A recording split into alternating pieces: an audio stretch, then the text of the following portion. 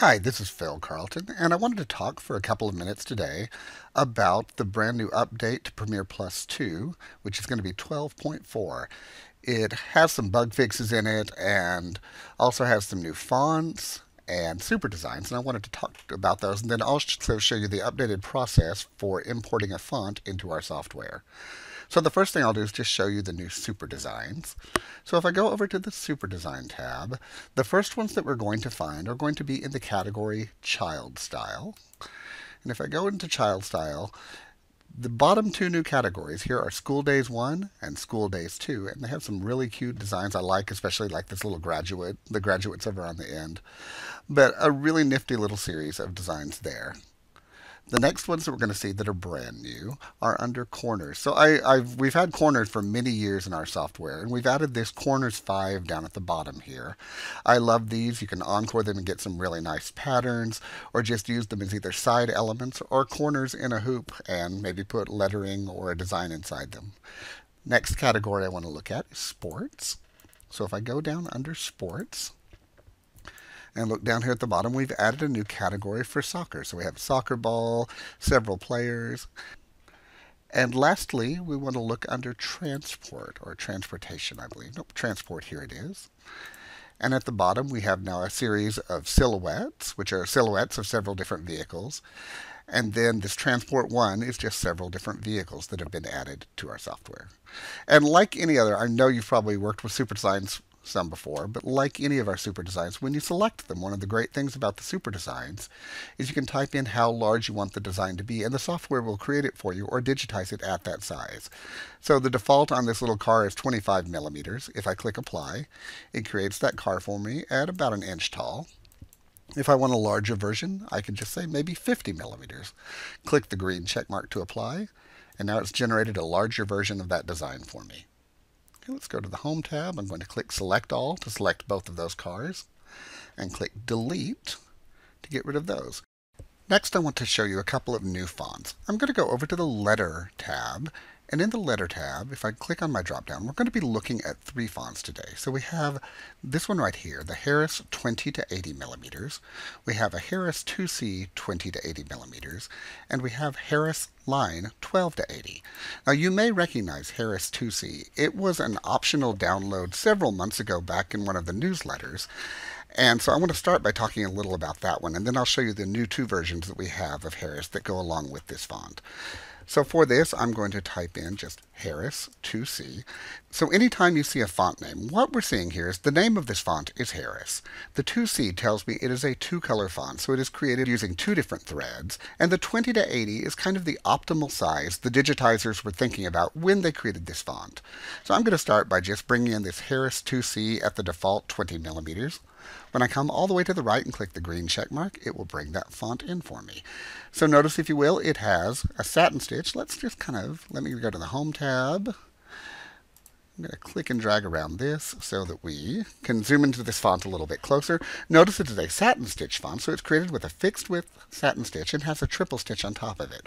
One of the nice things here is we can change the color, so I can certainly come in here and go to maybe a red for the top color.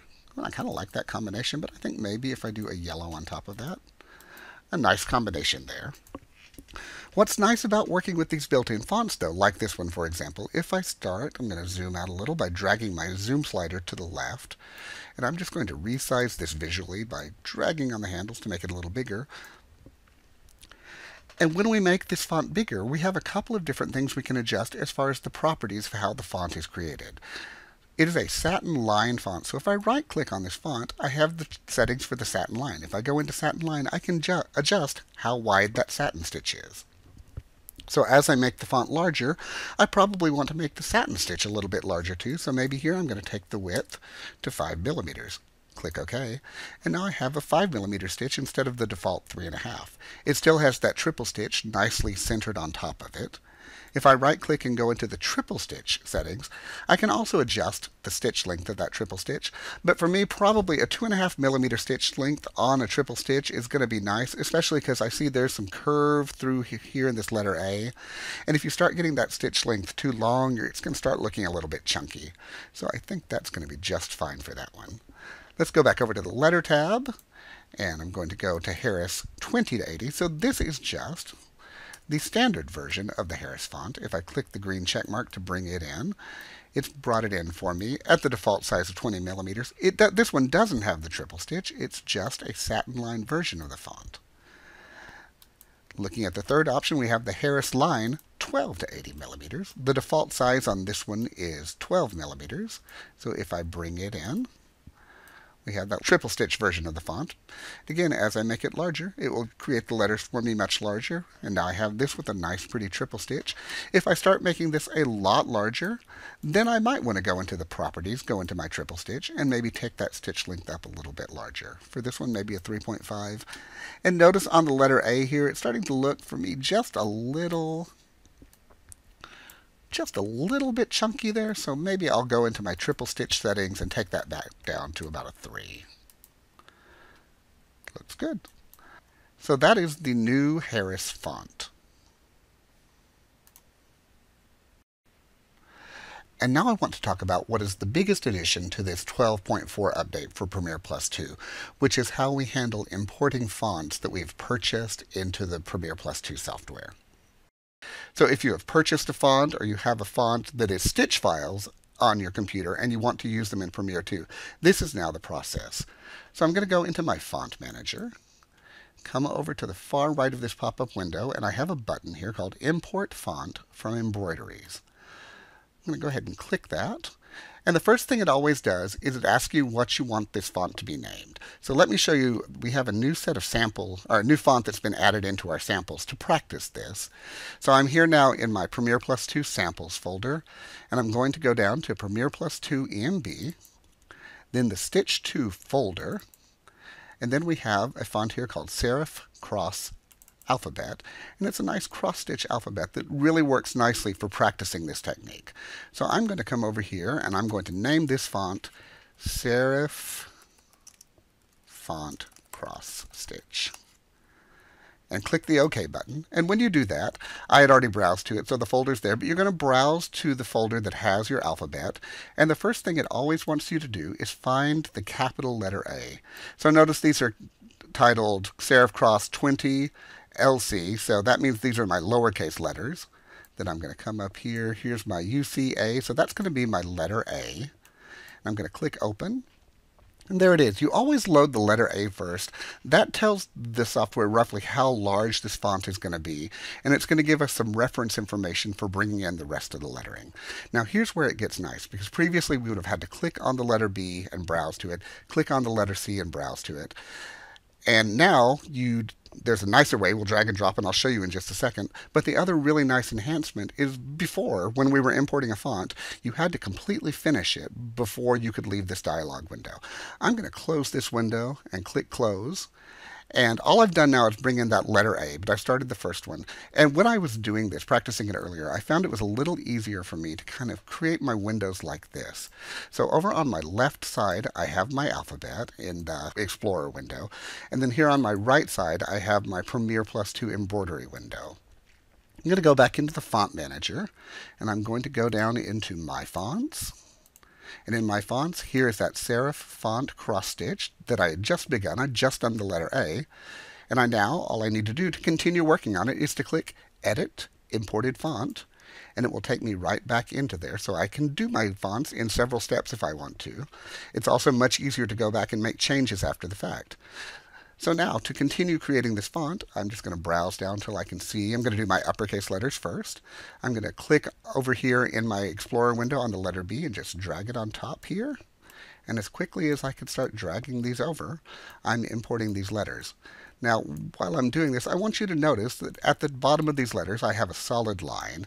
That baseline is showing me kind of like the line if we were writing. And the top is showing me where the top of the letter A was. That's going to come in really handy when we start working with like some apostrophes and other things. That reference point will be very nice. Here's going to be my letter O, P. Now when we get to Q, You will notice the Q has the descender, so that should be down below the baseline. To adjust this, all I'm going to do is put my cursor on top of this red line and just drag it up. And just like that, I've adjusted where that line is. Now notice I took the top of this line, this dashed line, which is the top of the letter A, to the top of the letter Q. So now I know that if I type those, they're going to be nicely lined up. So I'm going to continue on. And I like doing this, having the window on one side and my working window on the right side, because it's really easy for me to see all my letters and drag them in. And just like that, I've made it through already all of my uppercase letters. I'm going to scroll up the list and start on my lowercase now.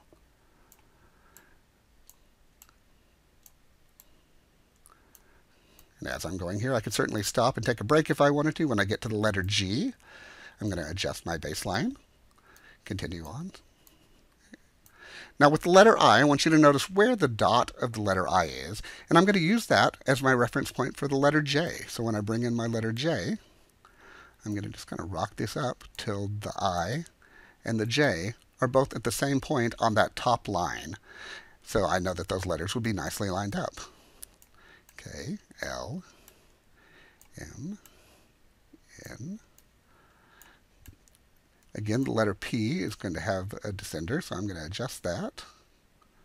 I'm going to do the letter P wrong and return to that in a minute to kind of give you an example of something else.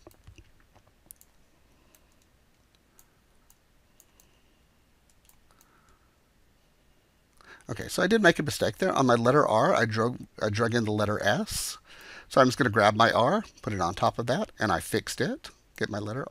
So it's really forgiving. If you put a wrong letter in a space, you can just come back in and change it.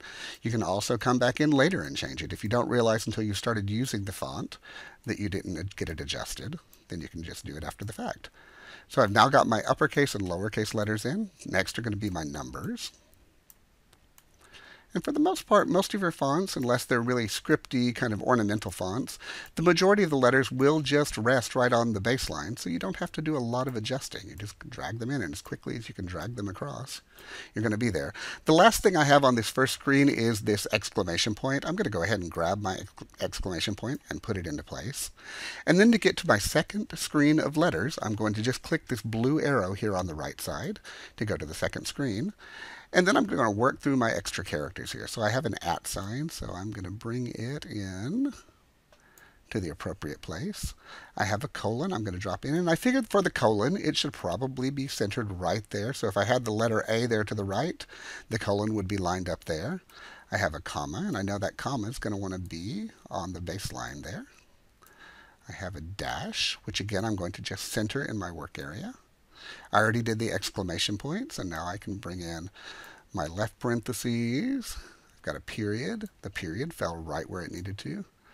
And I have a question mark here, a close parentheses. The semicolon, again, I'm going to kind of use that comma as my guide. And there we go. I've got the entire font imported now. I'm going to click close. I'm going to click close a second time.